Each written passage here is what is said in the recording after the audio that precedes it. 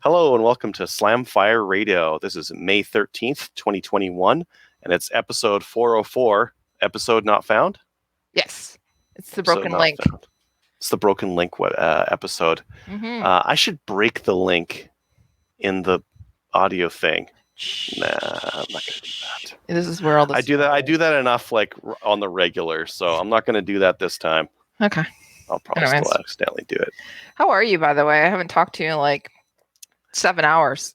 Yeah. I think it has been. We've only talked. This is the third or fourth time we've talked this week, right? Yeah, every day, hasn't it been? No, did we talk Tuesday? I think we talked Tuesday. I don't remember. Oh my! There was one day we didn't. I missed you. Yeah, I missed you too. Yeah. I have all this stuff I wanted to tell you about that I haven't talked to you about totally.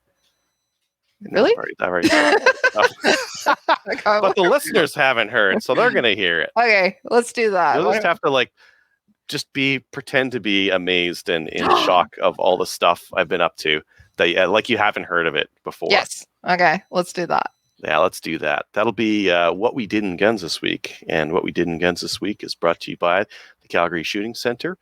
They're Canada's premier firearms retailer. Right now they have that's the same thing as last week, but they still have it on sale. The Kiepa Spencer. It's an old-timey lever action rifle. It's pretty cool. Anyways, if you want to check that out. It's pretty cool. It's beautiful. I actually would like one of those, and I don't really do lever action, but lever action, tomato. It's a single shot lever, though. So, well, let's be real. What are you going to do with multiple one? Fan that thing from the hip. That's what you're going to do. Show up to the range. You got 3-gun, you got IPSC, whatever. Lever action. 3-gun IPSC? 3-gun at least. It's no. Anyways, my dog's. I'll blow your mind for a second. Okay. So 3-gun, we're using all sorts of random rifles, right? One of my buddies at the Chaz 3-gun rifle, he's using a Model 99, which is a lever action mag-fed 308. He's using 308 stripper clips to reload it. No way! 308 stripper clips into a lever. He's using a stripper clips with a lever action. Okay, not even a thing. Are you guys actually? So obviously, you're seeing some really weird stuff being brought out to these 3-gun matches now because of Well, some people just don't want to buy another black rifle and then try to have it get banned because then it's another $2,000 sitting in the safe and they're not able to use it. Then they got to spend a little bit more money and eventually your wife gets mad at you or whatever the case might be. The bank gets mad at you. Your husband gets mad at you. Whatever. That's it. Mm-hmm, mm-hmm. Mm-hmm. So a lot of them have been like, I don't know, I got this thing, so I'm just going to use this. I'm just going to use my SKS. I'm just going to use my Mosin. I'm just going to use an Enfield or Model 99, a Savage Model 99. Speaking of Mosin, anyways. Speaking of shooting stuff, what have you done in guns this week? Not a lot. As you said, I actually haven't done a lot, and the reason that I haven't done a lot is because our ranges we're shut down. We're not able to have matches. I'm not able to go and practice. Is that a lot of coronavirus cases there or something? You got more than us per capita. No, per capita, you're half of what Alberta has. No, that's what I'm saying. You have more than us. So right, yes. Yeah, but we actually surprised today. We got another announcement that we're shut down for another 2 weeks. So those events that we have been scrambling to put together or waiting to see what happens, or what's going to happen. You'll have to give me the list so I can. Yeah, so let's talk after the show because we're going to have to put canceled.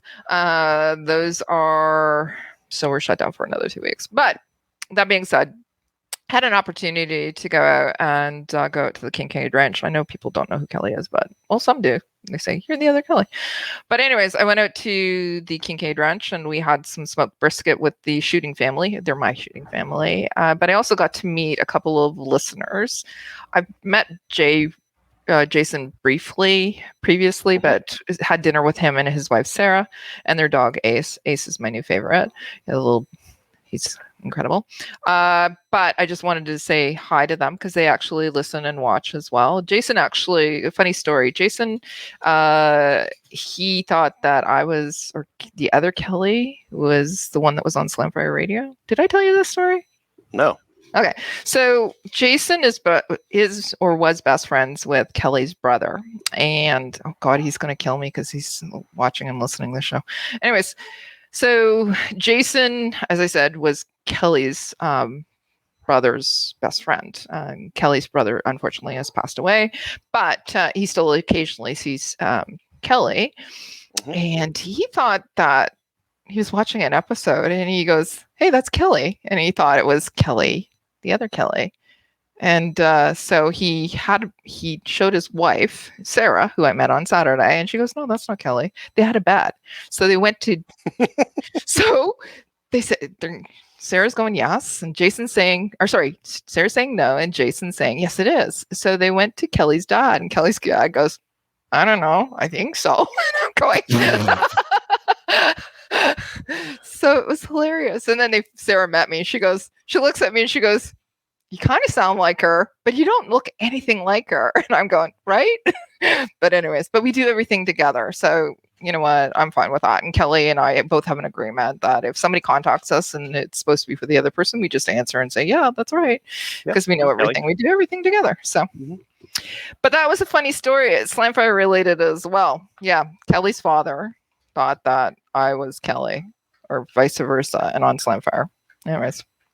Okay, that's it. I've done absolutely nothing other than being on podcasts for every day for the last 4 nights, whatever. All the podcasts. And then meetings. And that. So, yeah, about events that are now not going to take place.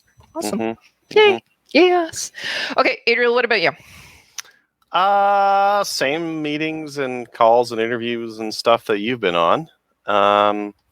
I went to Cabela's. I've been stopping by there because I've been looking for 6.5 Creedmoor. I'm just too lazy to go to other places because their hours are decent. Yep. And they finally had some for me. So like the 140s, I'm having trouble fitting them into the chamber of my Maverick because it's short on the ogive. And if I seat the 140s, I have to seat the bullets like really deep in, run a reduced powder charge. I don't like it. I found some 130 grain TMKs, which is Sierra's. Share with those. How expensive? $80 for 100. Kind of pricey, but they had them, and they got a green tip on them. Yeah, beautiful green tips. That's helpful. I haven't reloaded any of them. I got those like a week ago. I still haven't touched them. I'm gonna though. Let's see. I put out some videos. On the P226 versus the Beretta 92. That was a cool one. Yeah, I did one on the Vortex Spitfire 3X Gen 1. Yeah. Gen 2 is coming soon. And video on the 92S. Yes. Working on Vortex Spitfire 3X Gen 2. Okay. And like the comparison between the Gen 2 and the Gen 1. Short story. Yeah. The Gen 2 is much smaller. There you go.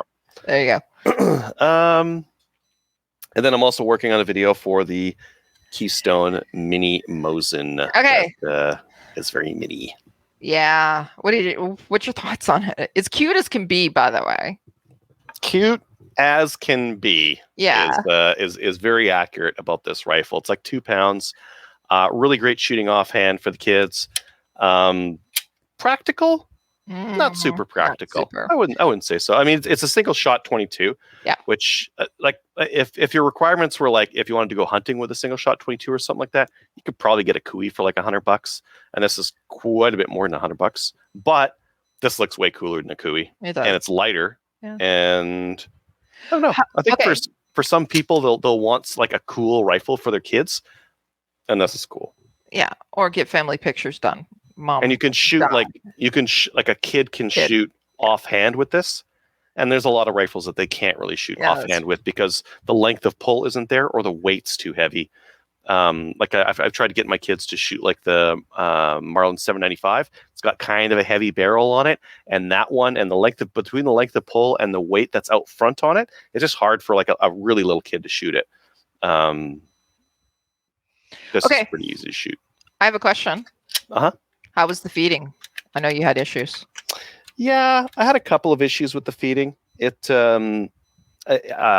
wanted to go nose high into the chamber, so you'd have to just push it forward with your finger and then lock the bolt behind it. So I don't know if that would get better with some wear in. Maybe it just needs to be worn in a little bit or oiled or something like that. Yeah, it does have like a spring-loaded ramp in there, and that kind of like pushes down as the bolt goes up on top over it. So maybe it just needs a bit of oil, or just some use. Yeah, I don't know. So I hit the range with my boys. Shot the Mini Mosin, shot the Maverick, shot the Terra. So one of the things I did with that Terra TM9 is that it's got a safety plunger. Yeah. And that plunger is coming down from the slide, and then that thing is like beating on the magazines as it's like going back, and it burrs up the magazine where it hits the feed lips. So what I did is I took that safety plunger out, chucked it up in a drill, hit it with a file as I was using the drill, domed it out. And I mean, like with a Glock, you can dome out the safety plungers on them to give a smoother trigger pull. Doesn't really reduce the weight a lot, but long story short, it's no longer damaging the magazine feed lips. Oh, cool. Because of that mod. Yeah. And it's still stovepiping. Oh.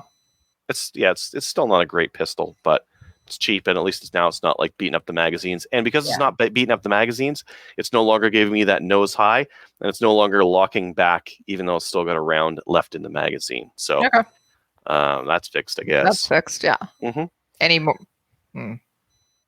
Yeah, because what about the feedback you were getting? Any more fanboys of it?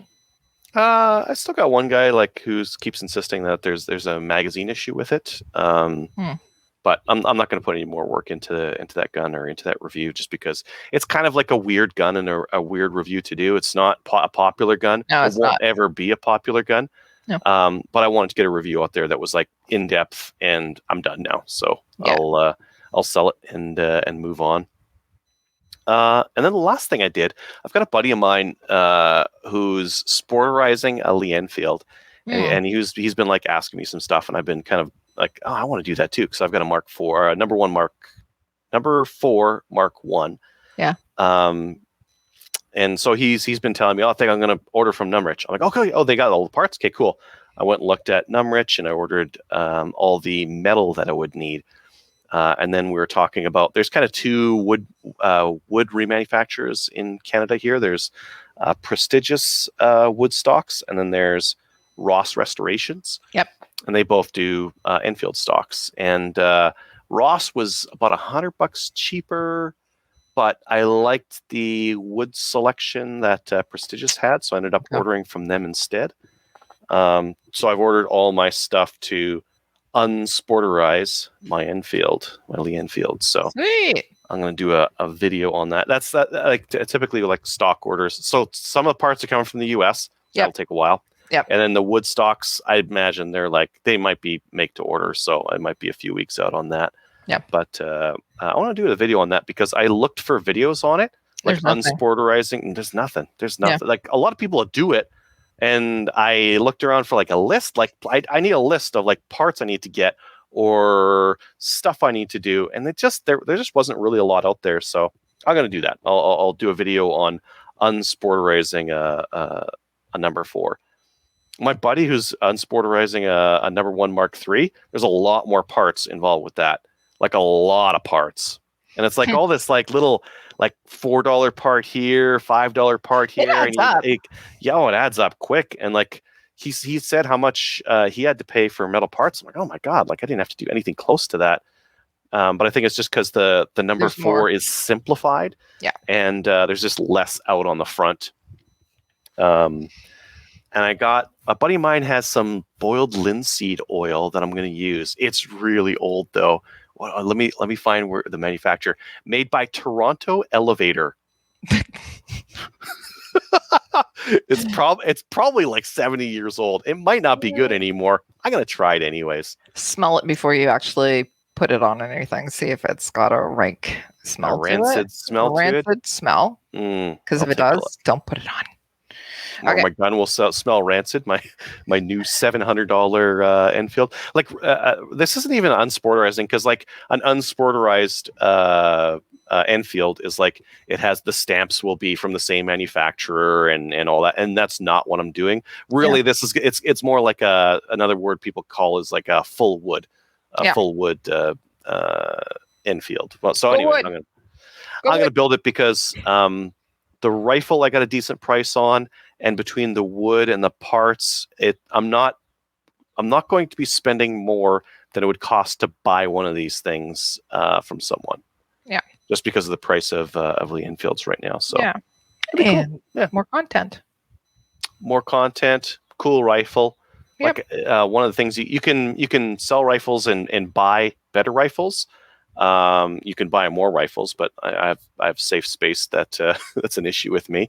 I don't want to buy yet another safe. Or the other thing you can do is upgrade the rifles you have, and that's one of the things I'm doing here is trying to upgrade. I need to sell a bunch though. I'm gonna put a post up on Hunting Gear Guy, I think, and put a bunch of the rifles and pistols I gotta sell because I've been cranking on reviews, and now I gotta like get this stuff out. Yeah, but you know what you have to do? What's that? Okay. You give have you first crack. Yeah, you send it to the Slamfire crew, and you give us the first crack on it. Okay. Yeah, I'll be because that's what friends do. Well, I could read you a list: Winchester Wildcat, SKS 15, Remington 73, Savage 12, Mossberg 510 Bantam in 20 gauge, Marlin 795. Oh, I sold that. Terra TM9, NP22, NP34, Beretta 92S, and a WK180C. And there's probably a couple more that I just haven't thought of that are still on there. Actually, I had that WK at the range. I was using it to test that Spitfire. Yeah. Runs great. It's a good rifle. Yeah. Cool. Okay. That's all the stuff I did this week. That was a lot. Imagine what you can do when you have your range open. It's exciting. My range is open. I know. Don't rub it in. My range. Don't rub it in, okay? Seriously. If I didn't have my range, I would, instead of driving 50 minutes, I would drive an hour and a half, and I would be at another place I could shoot. Yeah. Well. Even without the range. Yeah. Yeah. Okay. Not with lockdowns, though. Like, I think BC's doing, like, regional lockdowns. I don't think I could. I think that would stop me cold. Yeah. Well, that would. It's so weird. The different provinces are doing different stuff, and it's just like, can you not all talk together and get your stuff together? I'm actually glad they aren't, because I wouldn't want whatever nonsense you guys are doing out there. Thank you. I would not want it out here. I'm glad that it's separated. Yeah. See, I want what you got. You don't want what? No, that's well, if you want what I got, you gotta fly out here and live here. It's looking pretty good at this point. Okay. What'll it take once your pistols get in peril? Once the Kingston puts out their handgun ban? Oh dear. Yeah. There's a whole plan in place. I don't know about that. Did I tell you my counselor doesn't really like me at all? Anyways, my city councilor, specific to my area. Anyways. Let's get on to upcoming events. Upcoming events are sponsored by Telos Alpha. Telos Alpha is a Canadian digital agency that works exclusively in the firearms vertical. They help with business processes, strategic planning, websites, e-commerce, and battling the stigma the industry carries with banks, merchant processors, and social media. Learn more at telosalpha.com. Do you want to take us through this CUSF thing? Yep. So CUSF sent this out, and we said we would put it in tonight's show. So it's just a little thing that they wrote up, so I'll read it to you. Are you interested in trying out trap and skeet and don't know where to start? Join the Canadian University Shooting Federation on Tuesday, May 18th at 8 p.m. Eastern Standard, I guess, for an episode 2 of our webinar, Shotgun 101. This will be presented by Olympic trap shooter Susan Natras. Oh my gosh. You guys got to be on this. Susan is like fantastic. Canadian and provincial champion trap shooter Emily Brown, personal friend of mine, by the way, and national and provincial champion skeet shooter Dean Hertzberg. I don't know Dean, but he's in some good company, so I will actually have to tune in. The gun dealer has generously donated a 20 gauge Mossberg Maverick 88 to give away to one of the lucky QSIF members who attends. Cost is $5 to register. Register at qsif.ca/webinar. So go over there. Forward slash. If it doesn't, backslash doesn't work. So it doesn't work on the internet. Forward over to. Anyways, it's $5 to register, and then you can actually win that. But Susan Natras is so amazing, like incredible. She's an Olympic trap shooter. She's a doctor, but not only that, she has been shooting for years, many Olympic events, but she worked really, really hard to get the Olympic governing body to accept trap back into as an Olympic sport, because they actually removed it. So they remove lots of things. I don't know when I look to the Olympics. As soon as they removed wrestling, it's like, what are you guys even doing? They started with that thing. Exactly. Like that's one of the original six. Did you get the reference for original six? Do you know what that means? No. Oh, hockey. Are you Canadian or what? It's the original six teams.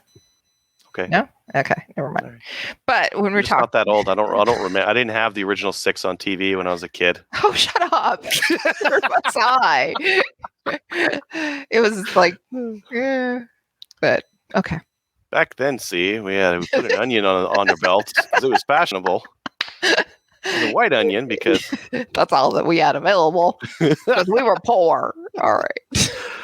All right. Other events, they're all canceled because of the Rona, especially the Ontario ones. They're super canceled. Yeah, super canceled.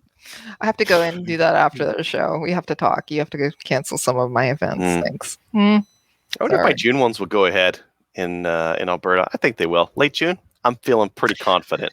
Late June, I am pretty confident about. Early June, I'm not so sure for Ontario. I have some scheduled, so it's going to be interesting. Anyways, okay. Unless my provincial government implodes because there's too many people fighting on both sides of the coin right now. That was scary today. I saw that too. That there's a little bit of infighting. Okay. Well, when isn't there really? Come on, it's politics. That's what they do. Yeah. Let's get on to the news. Okay. You want to do the CCFR legal fund donations? Sure. So I just wanted to give a huge shout out to Prince Edward Islands Rifle Association for donating $720 to the CCFR legal fund challenge donations. No, the CCFR legal fund donations, but it's a challenge. So, and also the Assiniboine and District Wildlife Federation, they donated $500. So thank you. There's a lot of individual clubs or organizations that are doing a lot of donations. So it's needed. It's not going to be cheap to actually take the government to court. Sorry, guys. The more money you throw at it, the more expensive and the better the lawyers you can get. We have some really good lawyers, though. Yeah. More of them. A team of attack lawyers. You got to go get the OJ lawyer. And you do know he's dead, right? You got to get his son or daughter. That's the Kardashians, by the way. I know. Come on. You don't like Kim. I picked them because they're interesting. Yes. CCFR legal. You want to talk about a challenge for fundraising? We would like you to donate to the CCFR Legal Fund, and if you do, you will get a chance to win a Graybird Solutions limited edition CCFR engraved CLR receiver, which you can use to shoot long range with. You could probably shoot like 1,000 meters or 2,000, whatever, no problem. Well, yards at least. It's got the CCFR on the side, so that means you can shoot long range with it. That's part of the features that it includes. Yeah. Superpower. All you need to do for that is you got two options. Make a donation through their website. Send us like a photo or something showing that you did it, and we'll add you to the list. Or visit Armory DC Gunsmith and make a donation there. Thanks goes out to Grey Birch for donating those receivers and helping to support our community and CCFR. Yep. The draw date for this will be May 27th. And our recent people who have donated would be Chris W., Josh V., and Stephen E. Yeah, and I actually got a message tonight from William S. He wanted to give a shout out to Grey Birch Solutions. He had some problems with his charging handle, and they actually did a great job. He said the customer service was fantastic, and he just wanted to give a shout out to them. So I thought, let's put it in this part of the show because, we're giving shout outs to Grey Birch Solutions. So he just wanted to recognize them and their customer service. So awesome. Yeah. Let's get to the new gun stuff. New gun stuff is brought to you by Bolt Action Coffee. Sunfire Radio is now a brand ambassador for Bolt Action Coffee. The coffee is roasted in small batches and is quite honestly some of the best coffee you can get your hands on. Send it to your house by going to boltactioncoffee.com. Discount code Sunfire. All capital letters, all one word. For the discount code, right? Correct. Yeah. Okay. Let's get into new gun stuff. What do we got? So the Jar J. I don't think we talked about the Jar J180. Yeah, I don't know. It's so Sylvester's is bringing them in. They've got a pre-sale. They are a true DI gun. They're not a piston gun. So like an AR-15 isn't actually DI. It's the bolt is the piston. That's correct. The bolt is the piston, and it moves, and it's just like in there. So it doesn't actually use gas to like send the bolt back. That thing does. So that thing uses your standard gas block, standard gas tube, but then it uses that to like just spray that bolt backwards, which is kind of interesting because you get to use your regular stuff. You get to free float the barrel, and it uses a whole pile of AR parts, which is also really interesting. Yeah. Now, okay, so Sylvester's bringing it in, and you said they're doing pre-orders. What's the cost to actually pre-order? I didn't look. I think it's like $1,000 or something like that for the receiver kit, and then $1,500 for a complete rifle. I'm pulling this out of nothing, but that's where I think the price range is at. Okay. Have you seen the Glock's new rifle? No, you put this in, and I haven't had a chance to look at it, but let's talk. I'm not gonna pull the. Well, okay. What's the video? Let me see if I can share my screen. Yeah, this is. So the other thing that probably big news is we're on a different format for streaming format. So wonder how. Yeah, we're using Streamyard now. Yeah, so I like the side to side view. I do too, and this is where all the big boys are playing. So we might as well join them. Yep. Okay, so let's do this video. So it's I'm not going to play the video. I'm just going to skip to parts in the design. This kind of looks like an AR-180, this style here, but boy, is it not. Let me find some other schematics here just to show you. Okay, that's looking weird. Like, okay, that's it. Ambi charging handle. Okay, kind of neat. And then you look at this and you're like, oh, that is real weird. Now we've got this gas piston long stroke kind of a thing going on, but it gets even weirder when you start getting into like the bolt and the recoil assembly. Okay, it's got a single guide rod along the top, so it wasn't a dual guide rod like the 180 style. We've got an AR-ish bolt. It's got like the cam in there and everything. AR-ish bolt going on there. The actual bolt itself looks very compact. Yep. You can't tell much from this one, but then you look at this and you're like, what is going on? This is the gas piston. That's where the gas is coming out. It's kind of like a shotgun gas action on the front. That is so odd. Yeah, working the bolt and whatnot on the back. Whoa, super, super weird and innovative. And then here's another picture of showing like a different style of bolt head with multiple lugs, kind of like your Weatherby style of multi-lug going on there. And then a quick change barrel system where you have this big toggle thing that lets you just like pop the barrel out. So these are just patents that they put. There's nothing interesting here. It's just an AR style magwell and whatever. Pretty interesting. And when I like compared to the first picture and what they had afterwards, like really wild design and pretty interesting. What would ever possess Glock to put out a 180? Well, it's not a 180. It's got like a whole bunch of other weird stuff going on with it. Yeah, it's really different. Really different. So I'm kind of curious to see. I mean, it'll take them a while to get teething issues and whatnot fixed, but very, very interesting. Is it going to be available here? Here? Probably. I mean, it's definitely not an AR variant. No, it's totally weird. Different. It's very different. But the people at the CFP seem to classify things based on whether it looks like an AR when they're super duper drunk. So who knows? Let's show some more stuff here. So the next thing here, Rangeview Sports has an ammo special on. So we've got quite a few different pieces of ammunition that are on sale. So if you want to see if you can get some cheap ammo, they've got a bunch of stuff over there. And then Solely Outdoors has the Primary Arms SLX MD25, which is kind of like the TRS 25, except it's the Primary Arms version. So if you're looking for a inexpensive red dot, go over to Solely Outdoors. One of the cool things that is on this, and it's also on some of the new, I think the TRS 26 has this. They've got like gobs of battery life, 50,000 hours battery life on this thing. Something I really like seeing on the new red dots because a lot of them use like funky battery sizes in the past, and they ate them up real quick. And these days, more of them are doing the long battery life thing. Yeah.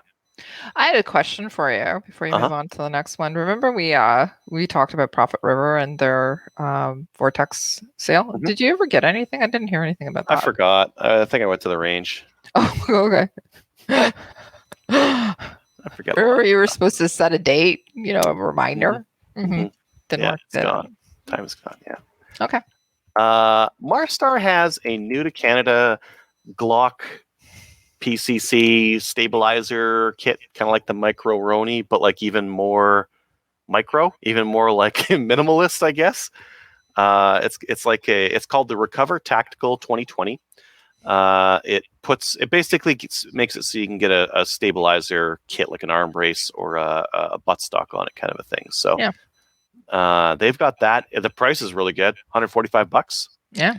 And that makes it so you've got that buttstock. You could probably put a foregrip on there, and Bob's your uncle races. Yeah. So if you're looking to do something weird with your Glock, there you go.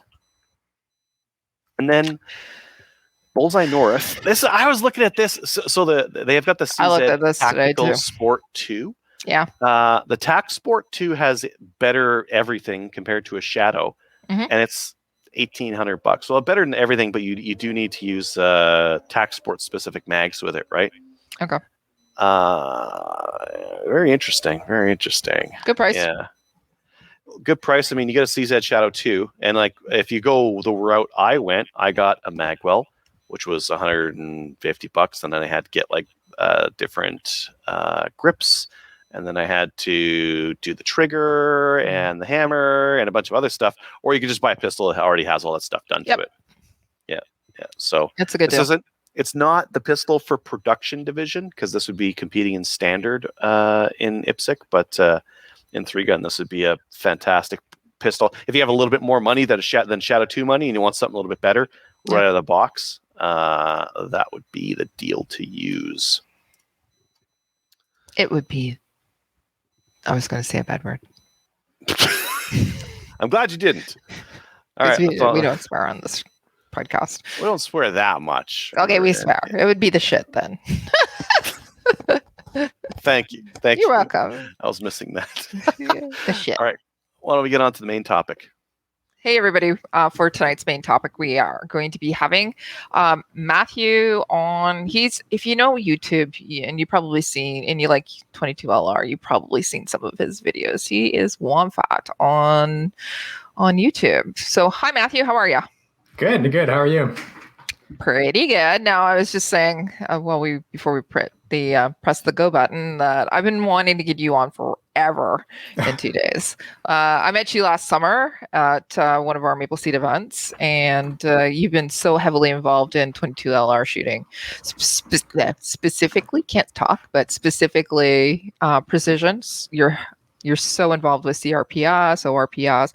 Actually, I'm telling everybody all about you. Why don't you tell everybody about who you are and what you do? Sure. Yeah. So as you mentioned, I'm very involved in rimfire at the moment. Before 2020, I shot quite a bit of centerfire, and rimfire was like, pushed to the side. You only shoot it when you bring a new person to the range, essentially, right? And then the ban happened, so a lot of my centerfire shooting was ARs. And obviously that, went out the window. So I was looking around at things I could be a little bit more take seriously in shooting sports. And I really enjoyed watching PRS videos on YouTube. But of course, in Ontario, you don't have many PRS matches. And I didn't want to, get so into reloading and all that. So I found NRL 22, and it just seemed like such a perfect sport to try out. And I also decided at the same time, I might as well film my process in starting a brand new shooting discipline. Right? I had no real experience doing that, especially like precision oriented stuff. I'd usually go to the range and just blast IPSC targets for fun, or shoot some shotgun stuff. So I thought it'd be a fun process, and if anyone could learn from my mistakes, because I'm bound to make some, it'd just be fun to document my experience. I didn't know through that. Essentially, I'd become one of the only Canadian YouTubers that are doing the 22 rimfire stuff, which I thought was pretty cool. So as I went to more matches, I was meeting more and more people that watched my videos, and I had no idea it was growing so quickly until I think last summer is when it hit me that I had some sort of voice in the community, which is pretty neat because that wasn't what I was intending to do at the time. And then as my skills, I guess, developed in the shooting discipline, I met some really good shooters luckily around me, like obviously Kevin, Robert, and then some match directors. So I was bouncing ideas off them, what the community would want to see in terms of video content. And then during the down season in the winter, we obviously did a bit more of a fun related videos trying to reach out. One of my favorite videos was you doing the Christmas song or carol with Steel. So you and Kevin actually did that video. It was fantastic. It was awesome. A lot of the videos we did, we had planned much, in advance, but it takes a lot of work. So we have a lot of video ideas that we haven't filmed yet. But that video in particular took a ton of work because we got the Steel targets custom made. You can buy musical note AR500 targets, but they're very expensive. So we designed our own set, and they're kind of out of tune, but they work well enough where you can play some music on it. So that was actually a lot of fun. And I think, I'm not even exaggerating, I think we shot over 1,200 rounds that day and filmed for about 5 hours to get that 10-minute or 5-minute video or whatever it is. Yeah. So, but just love that. It's one of my favorite Christmas tunes now. I did want to get you on before I actually talk to you about your long range shooting, I wanted to tell you that the videos you're talking about going from the beginning and your journey along, and you actually are documenting it, and the videos that you do are so well laid out, and so you just explain them really, really well and what people can expect. You're going from building the rifle, and you did a great one that I actually shared on my page, Project Maple Seeds, as well as our discussion page. And I think we shared it on Slimefire Radio too, about going to a Maple Seed event and what to expect, because you didn't know. And also about you document a lot of the ORPS matches that you go to, as well as some of the other matches too. So, and that's great too, because rimfire is caught on so much because, again, we can't do a lot of shooting. It's caught on so much. So now that it is on a lot of people's radar, they can check out your website, or sorry, not your website, but your YouTube channel, and they can figure out what to expect, how to build a great rifle as well. Not only that, your wife is actually shooting too, and she's doing the matches. But you've That's also right. you took her. If I remember correctly, you took her rifle to the Maple Seed. That's why it wasn't fit to me correctly, because the length of bow was way too short. But yeah, I tried to talk her into coming to Maple Seed, but at the time, she wasn't that interested. But again, that was kind of my intentions, was just sharing my experience, and that's what I've just been doing, right? Because Maple Seed to me was also brand new. I didn't even know that course existed, but it was so cool experiencing it, and I wanted to do that video when it was still fresh in my mind, to just give anyone who's thinking about doing it, a general overview of what to expect. Yeah. You were on the end of the line, and you had other shooters there that were extremely experienced. Kevin was with you, as well as Robert. You talked about Robert as well, and you all are very experienced. You're great shooters. So it was a pleasure to have you guys on the line, except for Kevin, Mr. Gumby, who I actually had to add a rule to our course of fire. Okay, when he's doing the sitting kneeling position. Sitting kneeling position. I said it has to be kind of recognizable, because he would get in. He had his rifle, the buttstock, resting on the ground, and he was actually literally over top. He did some weird yoga pose to like. Yeah, and I'm going, what the hell is that? It was stable. He goes, well, it's stable. I'm going, yeah, it is, but you're resting your rifle on the ground. Kid. Gamers. yeah, exactly. But it's funny you say that, because you said we're experienced. Like, I wouldn't consider myself experienced in shooting, especially precision rimfire rifle at that stage anyway. Like, I have a lot of hours now behind my CZ, but at that point I wouldn't have considered myself experienced at all. It was funny as hell, because you guys were all there. What's the reason for bringing you here? Well, there's a Maple Seed stage at the ORPS match, and we suck at it, so we're going to kill everybody. We're doing the Maple Seed. That's why you were there. But you guys did really, really well. So one of the main reasons that I actually wanted you guys to come on, because in the wintertime, you were able to go out and shoot out to some pretty significant distances. What's the farthest you were able to shoot out? So we kind of built up towards it. The first ELR challenge we did was it was around 670, if I remember correctly. Yep. And then people were saying, "Oh yeah, that's cool," but whatever. People have done further. So you're all right. Well, the mark to hit is 1,000 yards. Like, that's just kind of where anything beyond that really is just doesn't really matter too much. So, okay, let's do 1,000 yards. Our goal was actually 1,000 meters, because we just wanted to say 1 kilometer. But when we scouted out the spot in Ontario where we live, it's very difficult to find shooting locations beyond 600 meters.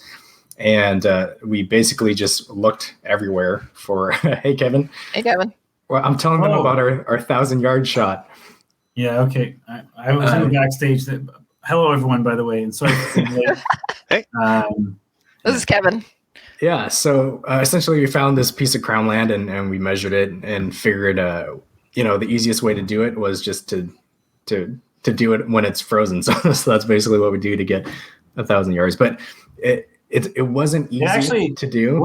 We didn't know it was going to be frozen. So we were planning. The way that we did it is we scouted out quite a bit of lakes that were completely enclosed in crown land that would have safe backdrops, so that we would be able to see the whole thing. So we basically picked one shoreline to another shoreline that was about what we were looking for, 1,000 yards. And then it was 1,000 meters that we had measured. 1,000 meters, yeah. So a little over. And the reason why it fit on the water was because it was 1,000 yards at that point. And Kevin's right. We didn't realize it was frozen enough to shoot from until we got there that morning. And it was quite a bit of a drive, and there was a ton of preparation. Lucky you. Yeah, we were lugging like all this equipment into the middle of a lake. And by the time we actually set up to shoot, we were both exhausted. Like, we had hiked so far. Yeah. It took a while, yeah. And you also had a little bit of a peanut gallery in the back as well, from what I remember. We ran into those ice fishermen. Yeah, they were so excited for you guys too. So why don't you tell us, you said that it was quite a hike, but okay. What do you need to shoot out to 1,000 meters or yards? Really, you don't actually need too much. The reason why we had so much stuff on us is because A, we were filming. And B, we wanted to make sure that we were bringing the tripod and gear in order to shoot at an elevated height in case there was brush in our way. And then we also wanted, because we were making this video, we wanted to bring the drone and we have to leg out the target. So there was the distance between where we left the vehicle to where we shot wasn't too much. I think it was like maybe 2 kilometers at most, maybe 1.5 or something. But we had to make multiple trips between the vehicle and the shooting spot, and then set up the target, and then back to the vehicle. Get the, by the time we were done, I think we got there around like 7:30 in the morning. By the time we took our first shot, it was probably noon or 12:30 or something around there. Okay. So go ahead, Kevin. Oh, I was going to say, Matt didn't really answer what you need to shoot at 1,000 yards. Yeah, we'll get there. A 22. Yeah, you need the optic setup is just like the, 22 at 1,000. Just grab whatever 22 you got handy. That one should be good. That's what should be fine, right? Basically, all you really have to do is aim at 1,000 yards, aim 100 yards above the target, and then you're okay. Yeah, pick a cloud and just get her going, and you'll hit it. And in short, that's really what we did. So it started at 670, and all we were using is like our ballistic calculator. So like I just had a simple, and I was just playing for fun. And like you throw in 1,000, and then basically there's your end. It's 300 MOA. So and then it was a little colder at the time, so it was maybe 320 MOA, which in this green number you can see is it was about 100 MRADs. So what I did from there is I basically made like a poor man Charlie Tarak, which is I saw that. Yeah, so it's a periscope device that just has two angled lenses, and then the light comes in this way, then bounces. Sorry, it's the other. It's opposite. Yeah. The light comes in the top, it goes down, and then into your lens. But the top lens, I end up angling forward. And what that does is, or not forward, but in this direction, the whole gun assembly has to be angled now, so that I'm still looking at the target, but the gun itself is aimed at like a 6-degree angle. So that's the technology of what you need. Basically, you need to know what angle you're aiming. You have to aim above the target, and then the device to actually get you at that angle. And then obviously the scope itself has quite a bit of like internal adjustment, so we can tune it. What scope did you use? The Midas tack. Yeah, it was an Athlon Midas tack. So it was like, it's not a spectacular scope. Really, you could have done this with a cheap like I think Adrian Simmons. A Simmons, but one of the scopes that I was actually I attempted a 1,000-yard shot 3 years ago, and the scope that I used at that time was a Bushnell Elite Tactical 10x40 fixed. Yeah. So I know you're familiar with it, Adrian, because you've reviewed it, and I've read your review multiple times on it. But what I did for that, and this was 3 years ago, is I bought a set of I forget the name now, but they're adjustable air rifle rings, right? So it's 2 sets of rings. Yeah. But you loosen it and you can move the rings up and down. So what I did is I loosened the rear one. The rings were right side by side. I loosened the rear one and angled it all the way up. So the scope itself, instead of having the Tarak or whatever, the periscope on it, the scope was angled at 6 degrees. So it was actually intersecting the barrel, but you can still somehow make a sight picture out of it. And that was done with a stock 1022 with LE Force, and I was shooting at like 950 yards. I think I launched like 500 rounds, and I didn't connect anything. You didn't connect. Okay. No, I know. Go ahead. The reason is the feedback. With the way that we did it, with having somebody downrange behind hard cover, we're able to basically see, okay, you're missing, but not by much. So at least you know that you're in the general vicinity. Versus the first time I did it, I was shooting in an open field with grass by yourself, and you weren't getting the dope. Okay. Yeah, there's no feedback. So splash to correct yourself. There's no way you can make the hit. But basically, the limiting factor for most people is going to be the optic setup.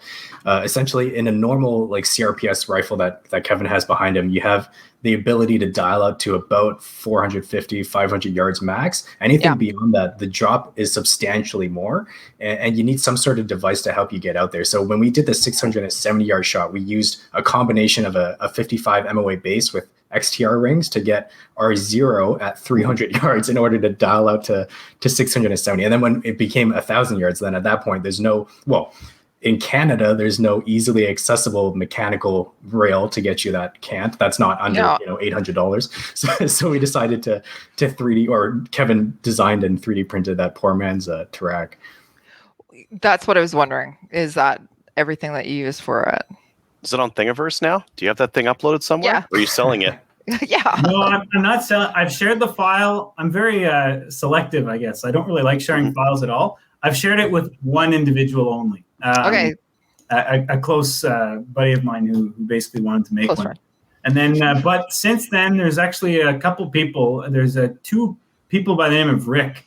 And yeah, it's funny. I can maybe guess them. No, so Rick. It's not Rick Katigbak. Okay. No, there's 2 other Ricks that are on the CRPS group, and they've both made their own renditions of it. So one of them has made it successfully, and it's a pretty snazzy design. He actually posted on the CRPS group. It's almost like the real device where it's magnetically snapped in. So he has a piece that goes on the bell here, and then that's fixed, and then the other one just snaps in magnetically. So it was actually pretty cool. And then another Rick made a similar design.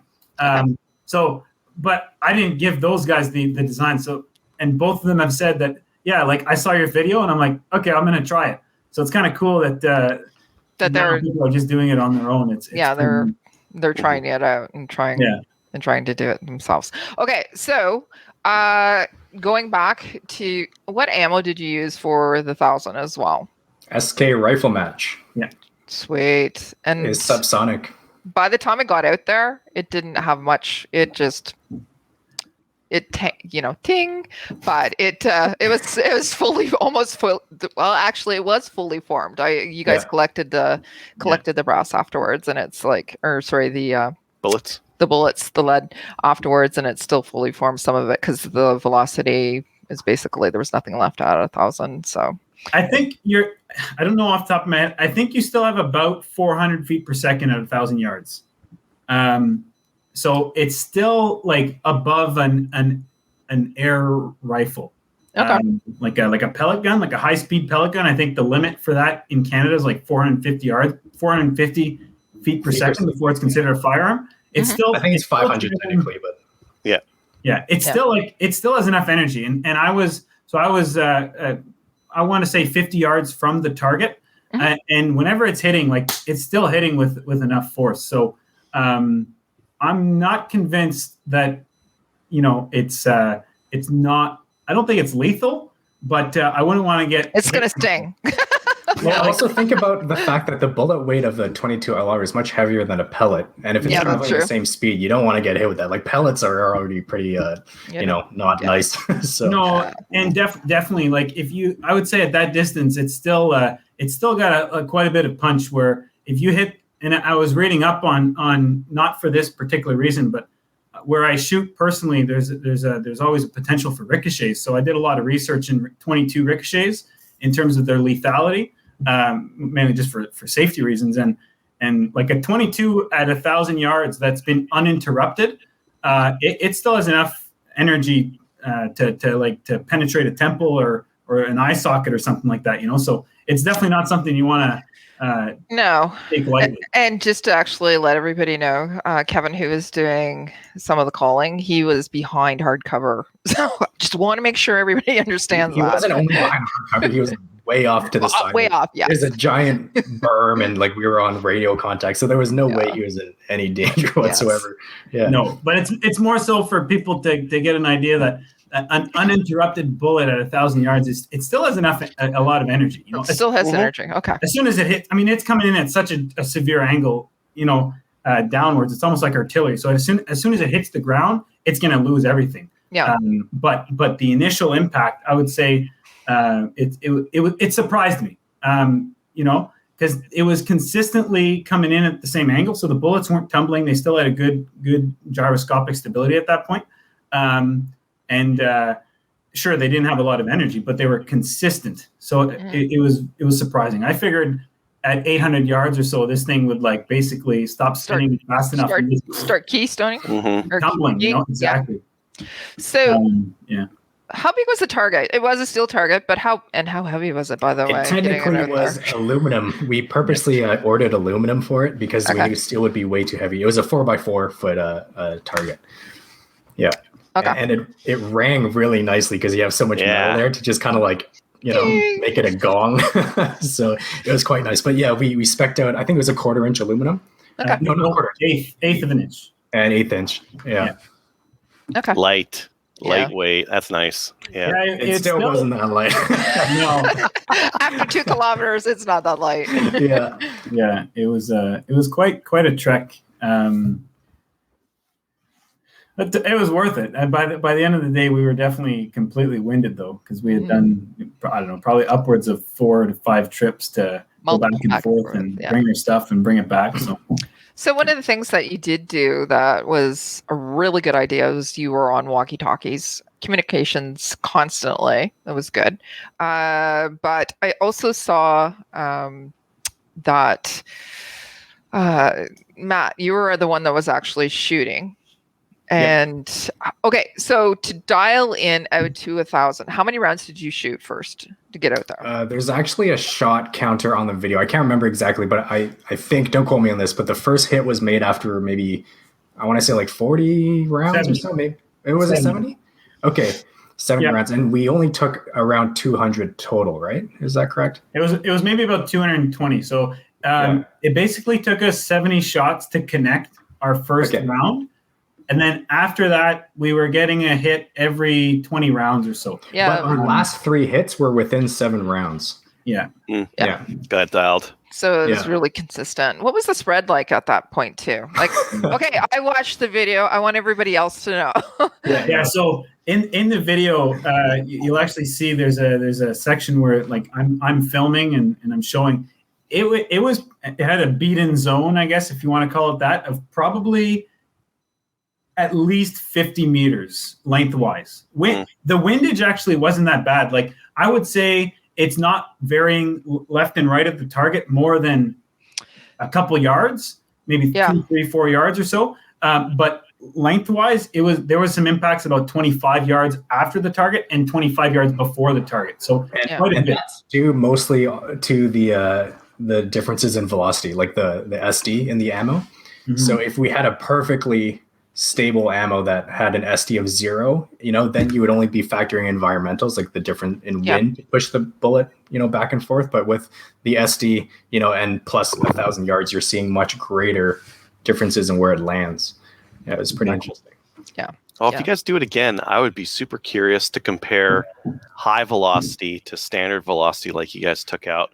Because like the high velocity, you got that transonic range in there. Does it make a difference? Does the high velocity and the change in, would that shrink down that 50-meter spread at the end? Would that shrink it down, or would it just get worse? Yeah, that'd be super interesting to know. Yeah, we're trying to source. I'm trying to source a longer location. There's actually plans. That's what we'll say.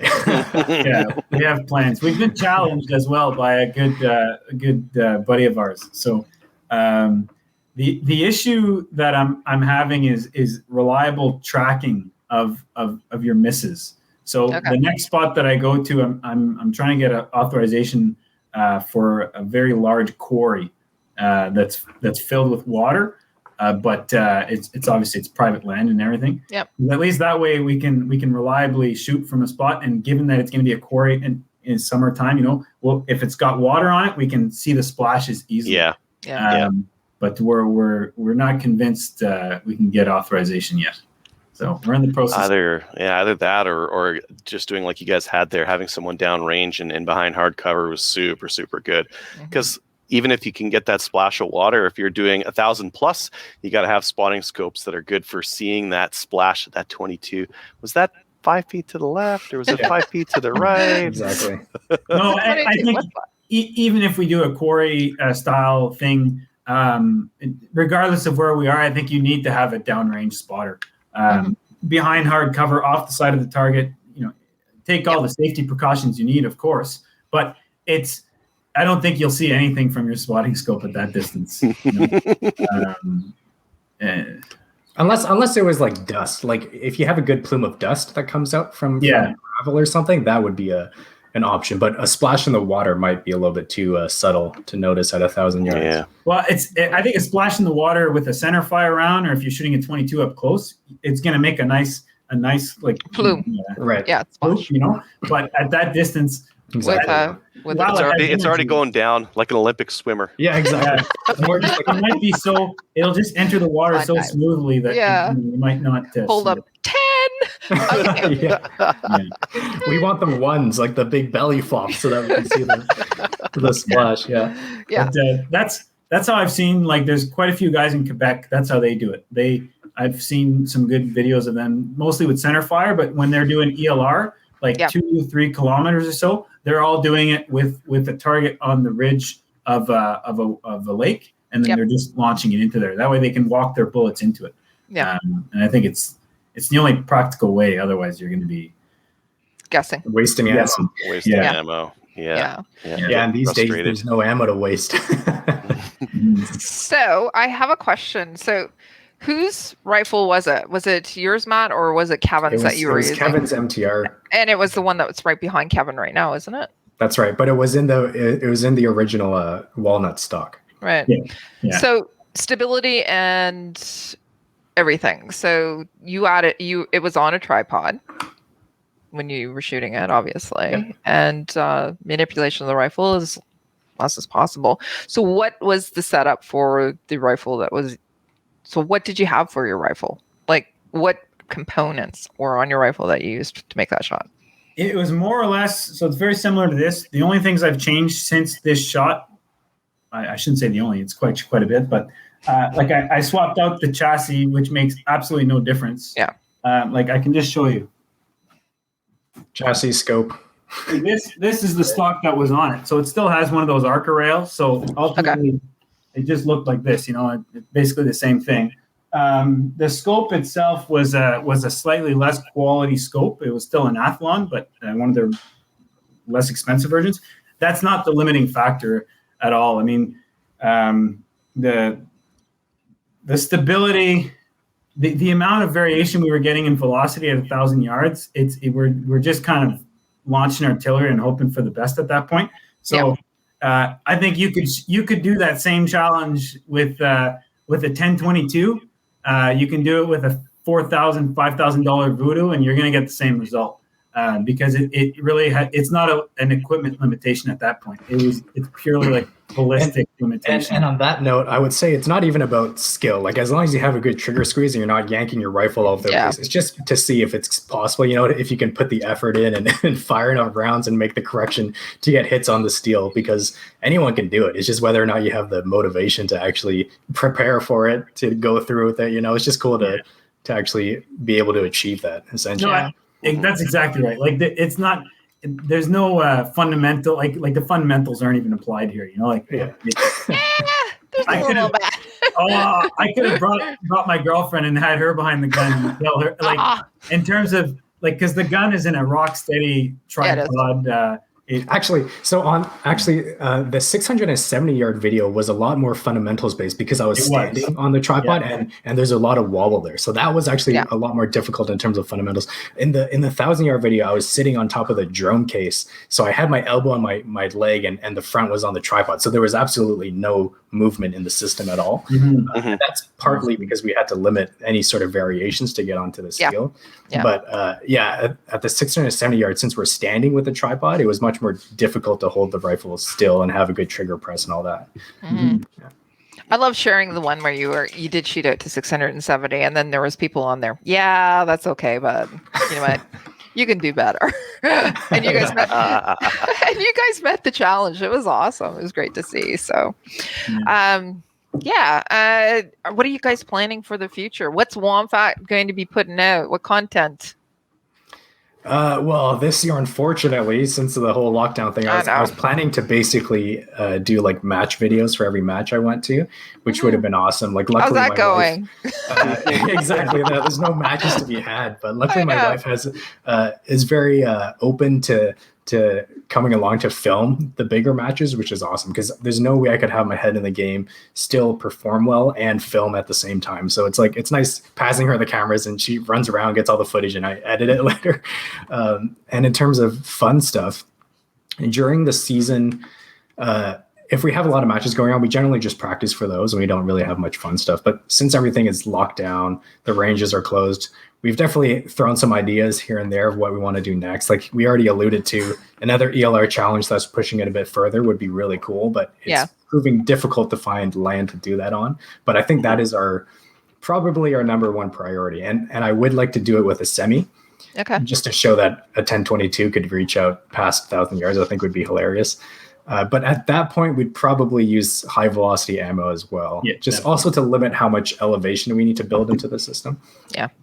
So, and if you're shooting from a mag, you can just keep sending exactly there, right? Exactly. Yeah. So which location are you guys looking at? Like if somebody says, okay, I have some land that might work, do you want to hear from them? Oh yeah. Oh, if it's within 10 hours of Ottawa, definitely hit us up. No, like one of the spots that I've been thinking of is about 7 hours from Ottawa. Okay. So, and if we have to do it, by all means, we can. There's quite a few locations that I'm looking at past around kind of Smith Falls, past in that area.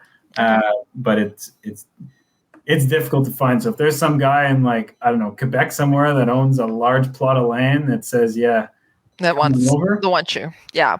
If you guys were in Alberta, it'd be no problem. Exactly. Well, I can drive 2 hours to get 1.6 miles. You're making us very jealous. Yeah. Of course, like safety and doing it properly is obviously the most important factor of all this. So we're not going to just, that's the hardest part. It's getting something that you'll have that distance, but that you're sure, because like our spot that we did it, I think we have upwards of 800 yards behind our target of basically marsh. It was marshland. Before there's any sort of, I think there's a black track and then there's a farm, way past there. But that's the number one thing we were looking at when we were doing this. And like in Alberta, especially, you got like nice big open fields where you can just see for like 5 kilometers. It's like, that's incredible. Yeah. But those opportunities don't really present themselves not in Ontario. Yeah, exactly. Yeah, unfortunately. No, unfortunately. Adrian, you got anything else? I think it's been really interesting. You got to use a 1022, I think. It's just going to be faster, right? You shoot, wait, here, correct, shoot. It'll be. I would probably just launch 5 bullets at once. Just like what once you get close, beat-in zone. Just start raining it down. It'd be interesting. You've already a few different varieties of rifles and ammunition to see what's what. See if we can do it. Yeah, we're definitely. I would say the fact that we accomplished the 1,000 yard challenge was a big feat, and then we kind of lost a little bit of steam after that, just because it took so much work. I think people really underestimate how much work it took to do that and to document the whole thing properly. Yeah, that was huge. Go ahead. Yeah, no, but to do it again, I think we would, like Matt was talking 1,200. I think Mark and Sam have to work. That's the Australian couple there. Then I think they've pushed 1,200 yards already. So I almost want to, if we 1,300? I think they did 1,200, 1,100 or 1,200. So no, but you guys are going to do 13 then. Well, we have to beat them. Essentially, we have to beat them. We have to go like 1,500 yards, At least. And 15, even 2 kilometers. Like at that point, I don't know if it would actually make it that far. No, that's basically entering the terminal ballistics of a 22. So if you shoot a 22 at 32 degrees, I believe, the optimum angle to get maximum distance. Yeah. The furthest that bullet could ever travel before gravity taking over is like 2-point-something kilometers. At that point, it just has. But at that point, we get a canyon and we shoot from the top, and then we add a little bit of distance. That's actually that's what you have to do. I mean, it's elevated platform. I haven't worked out the math, but I'm sure shooting a 22 to its terminal distance successfully, if you could ever do it, which is unlikely, it would be, I don't know. I imagine it's the equivalent of shooting at 50 BMG at like 12 kilometers or something. Yeah, something ridiculous. I don't know. I'm making that up, but it's absolute nonsense. It's not, it's just for fun. Yeah. Cool though. Okay, so Kevin, you came on a little late. I got Matt to introduce himself, but why don't you tell us a little bit about you? You're a sponsored shooter, so why don't you actually give a shout out to who sponsors you? And I probably should have done that. Yeah, well, that's why we're doing it now. My number one sponsor, there's no doubt about it, is the CRPS. So it's done through Rick, and then through Rick, I've been fairly fortunate. This is my second Athlon scope that I've been using, and so I guess I'm also sponsored through Athlon Optics. They're a fairly, I want to say, new company. I'm like less than 5 years, I would say, is how long they've had popularity.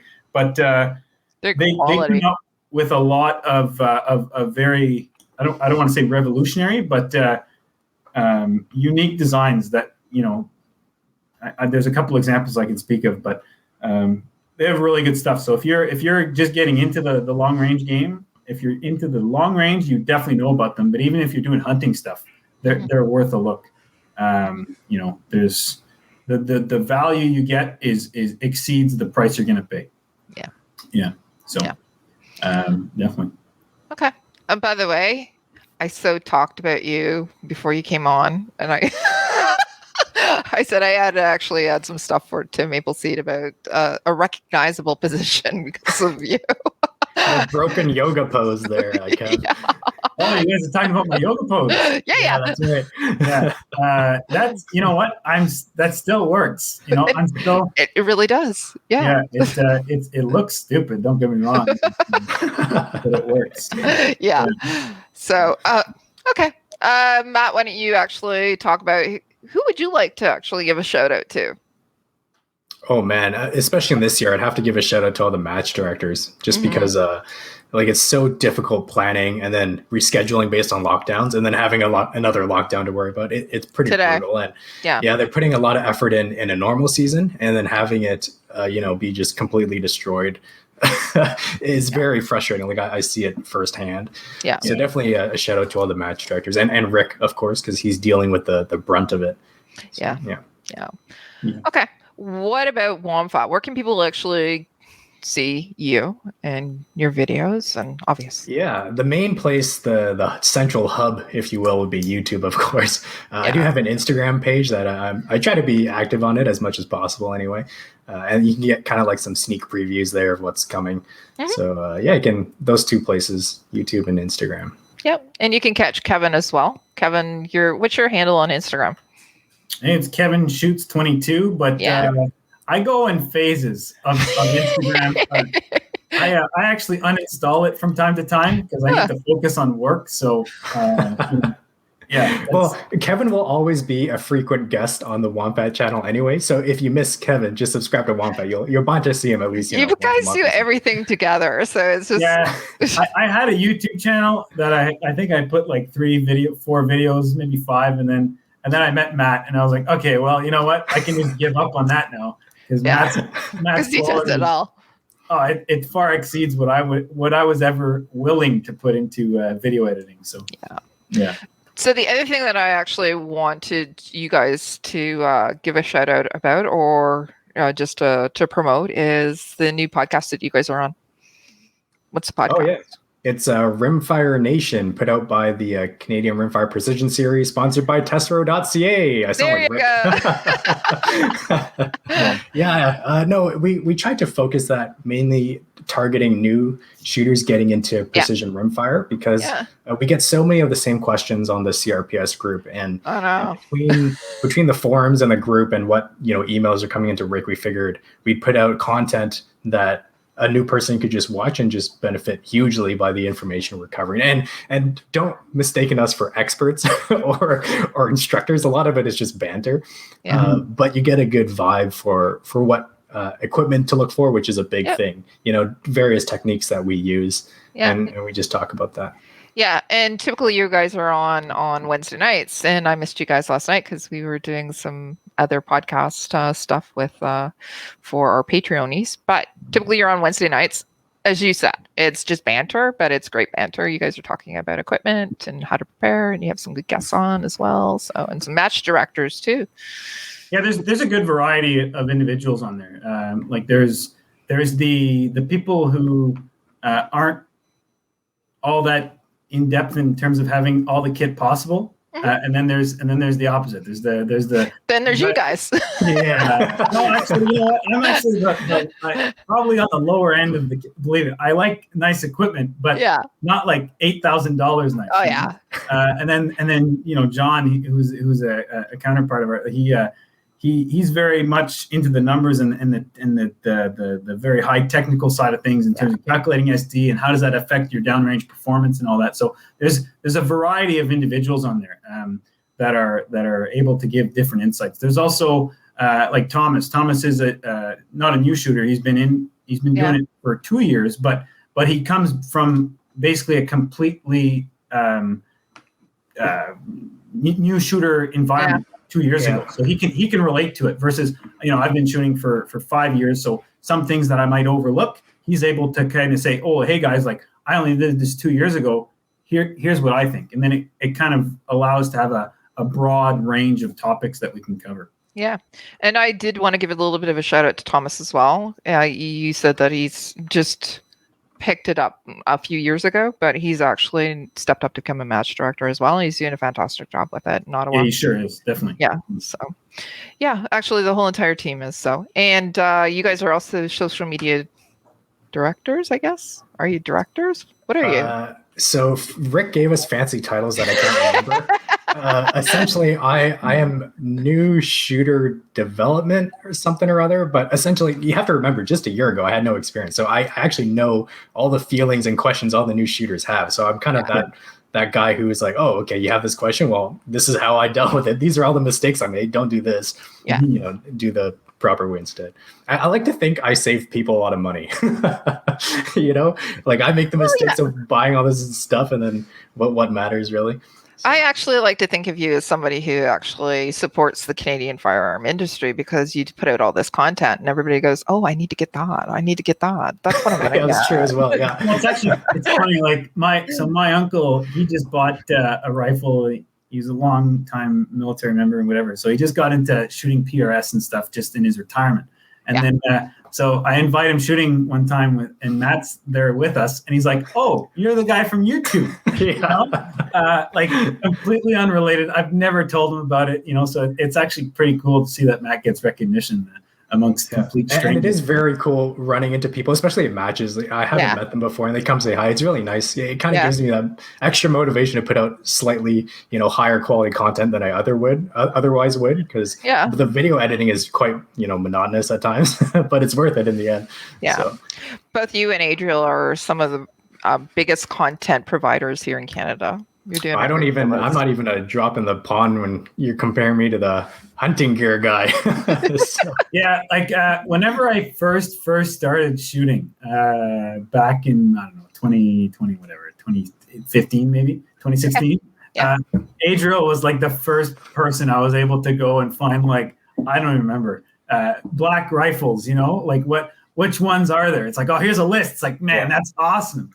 And then all this scope, like the 10x40, like that was like the second scope I bought because of that review. So you've been doing definitely a huge service over there. I like your reviews a lot. I didn't buy I think it's a Caldwell 1022 loader because it was just so atrocious in your video.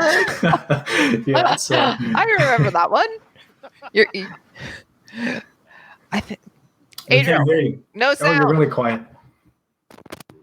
Well, now. There you go. Yeah, that thing is pretty bad. I tend to look at reviews before purchasing anything now, and you come up a lot, so I appreciate that. That's the way to do it. Look at it first, save the money before you buy the wrong exactly. thing. I think that's probably the review that I think you said it was probably I don't know if you said it on the actual review, but I'm discussing it afterwards. You said it's the biggest piece of crap you've ever reviewed. So I hope they're not listening and not sponsoring the show. But anyways, Well, that's about it, guys. We wanted to say thanks for coming on. Unless there's anything else that you want to plug or we didn't get the chance to cover. No, I had a great time. Thanks for having us. Yeah, thank you. I appreciate it. Thanks for coming on, guys. Yeah. And hopefully matches will get up soon and I'll get to see you guys. Yes. Yeah, we hope so too. All right. I do plan to do another Maple Seed, so hopefully you're there as well. Oh gosh, yeah. Well, we have some Stittsville ones lined up, so come and join us. Awesome. All right. Thanks, guys. Later, guys. Thank you. Bye. And thanks again to Matt and Kevin for coming on the show and telling us about long-range rimfire and making those shots way out there. I love those guys. They're hilarious too. Super fun. Good quality videos too. Drone footage. And I know. Multiple cuts, and I'm jelly. Let's go on to listener feedback. Listener feedback is sponsored by Armory DC Gunsmith. Armory DC Gunsmith is a full-service gunsmith who specializes in firearms refinishing. He offers hot bluing, parkerizing, and Cerakote finishes, as well as wood and steel refinishing. Check out his online inventory of new and used guns, firearms accessories, optics, and more at dcgunsmith.ca. Right now he has Ruger 1022 combos in stock. Comes with a Viridian Eon 3 to 9x40 scope and a hard plastic case.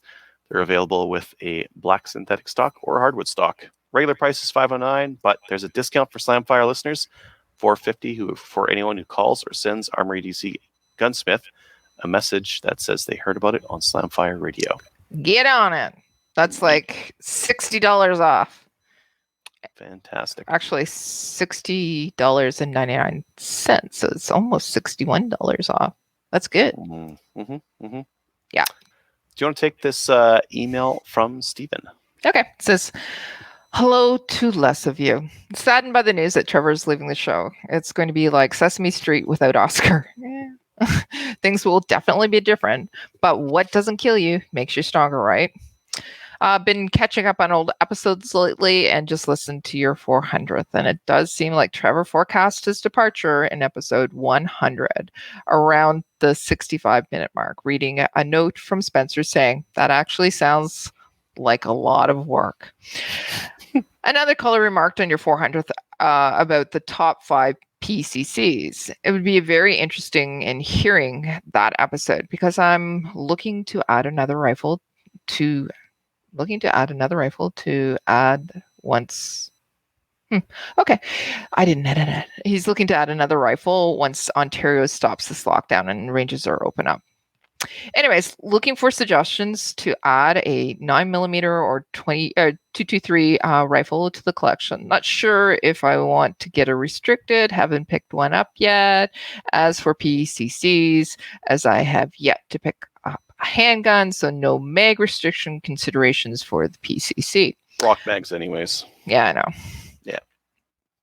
It's actually a really good topic. We do need to actually review it. I had somebody recently buy, I think he bought a Ruger. Anyways, yeah, we should really do that. Thanks for keeping all of the show. Thanks for keeping all of the shows entertaining, and so glad there are upcoming events again. Just can't wait for Ontario to let the ranges open again. Me too. Did we tell you that there was an announcement today? Anyways. This email probably came before the announcement. It did. That's why it's funny. This has been a very long 34 days and hopefully only 8 more. Oh gosh, only 8 more days for closures. Guess what? 8 plus 14. Stephen from the center of the universe, which is Toronto. Hey, thanks, Stephen. Sorry about the news today. Anyways, serves you right for being in Toronto. Center of the universe. Yeah. Actually, Derek's got a comment here from Facebook. I'll just pop that up here. DC has a decent price in 1022 mags, 3 for $50. That is a good price. Yeah, that's really good. Yep. I should buy one. You should. Yeah. No, wait, no. What am I talking about? I have like 12 mags for 1022. That's not enough. Seriously, it's not enough. It's enough. No, it's not. 12 mags should be enough. I bring about 25 to an event. Why? Because Everyone has a 1022 and they all forgot their mags. That is exactly the reason Kelly's why got that's the reason why I bring 25. And they're all numbered and they're all Sharpied with my name on them. And then I typically lose one per event. Anyways. Yeah. I haven't lost any yet. And all mine are numbered and they have my name on them. Well, look at you. Because you only got 12. Anyways. Keep track of them. All right. Nothing else from Instagram or Facebook, but if you want to review us on Facebook, head on over there and there's like a review business thing and like review us and we'll read it on the air. Yep. If you'd like to email the show, send an email to slamfireradio@gmail.com. Patreon supporters. Oh, we have a new one. We Andrew do. D. Yeah, we do. Did he give us his address? No, he just actually did the Patreon and they notified us that we have a new one. So Andrew, we need your address. Send us an email at slamfireradio@gmail.com. I'll get my child slaves to whip one of those right up for you. Do they actually have time for their own like schooling and all that? Because not only are they helping out with Slamfire and Patreonies, but they're also doing all the editing for your videos. So like, do they actually go to school? Yeah, but like, you know, I had a job when I was that age. Okay. I had a part-time job. Okay. It'd be fine. They have lots of time. I'm calling CAS on you. That's fine. Just don't call labor the labor board. Yeah, they'll really get me. Yeah. Let's see here. Kelly, do you have any shoutouts? I do. So I have one. I was watching for. Not only am on. No, anyways, I was watching First Focal Plane the other night. It was a really, really good show, by the way. And I just wanted to give a shout out to those guys. One, because you guys are doing a kick-ass job with guests and topics and keeping things entertaining and fun. But they also gave me, as well as the Lady Gun ladies, a shout out. They called us the bad bitches. So I said thanks, I guess. So I'll wear that crown with pride. Thank you. Awesome. And I wanted to just give a shout out to all the people who submitted for the hosting job. Yeah. So we're in the middle of that right now. So if you're a Patreon-y, you're going to be getting some videos soon to peruse. Yeah. So do you want to talk about that? How it's going to Patreons first, and talk about how we're going to choose? We're getting all the hosts to go on a test show with us, and then we're putting them on Patreon. Yep. And then a short while later, we'll put them to everyone else, so you're going to have some extra Slamfire content. And we'd love if you emailed the show and let us know who you like and who you don't like. Yeah. And why? Not just because you're like, I don't like the look of your face. Because this is a podcast. This video thing is extra. That sounds so much like Matthew. I don't like the look of your face. That was something he would say. Valid criticism, but we still don't want to hear it. You do know that we're on the radio. Doesn't matter what we look like. We can be here in pantsless and nobody would notice. No one knows I'm pantsless right now. I do. You do now. Yeah. Yeah. Awesome. Finally, check us out on Gunners of Canada. Like us on Facebook. Give us a review on Facebook. Join the CCFR. And we'll see you next week. Bye, everybody.